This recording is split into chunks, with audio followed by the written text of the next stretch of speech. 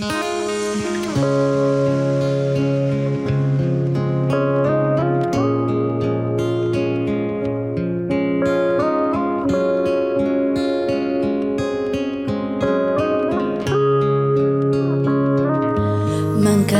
chakao rayo Panumino wale sazai Eti kusadi mami Gyuleni rikumba wanzarako Sinu nao Vanun le fitia vanao Utiavi kiumanchaki sais Te ara kidera nozai Eti kusadi mami Gyuleni nao wanzarako Yara dalla noci fanka fui Vifanka ti mandraki sa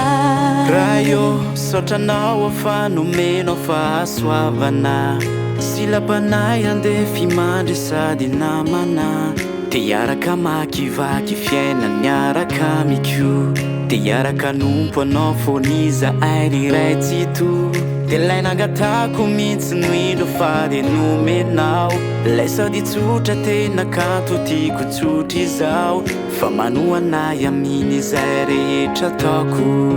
Manosikatrany anompo anao bebe koko Te lay nangatako mihitsy noindro fa de nomenao Lay sady tsotra tena kanto tiako tsotra izao Le manoanay aminy izay rehetra ataoko Manosikatrany anompo anao Mangasi chakao rayo Panumino wale sazai Eti kusadi mami Gyuleni rikumba wanzarako Sinu nao Vanun le fitia vanao Utiavi kiumanchaki sais Te ara kidera nozai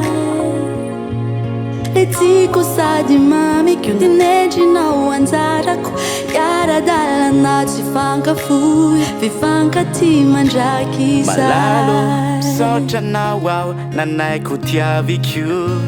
Te foninao raha nisy zavatra nanjo Meno fitiavana Nitondram-bavaka Tsy namela irery tany anaty lavaka Manome toky hafa ity anao mandraky izay Fitiavatsiko fa tomaty fa azamanay Olalipaka tsy ravanizaniza Te eto tany de paradisa Mangasi chakao rayo Panumino wale sazai Eti kusadi mami Gyuleni rikumba wanzarako Sinu nao Vanun le fitia vanao Utiavi kiumanchaki sais Te ara kidera nozai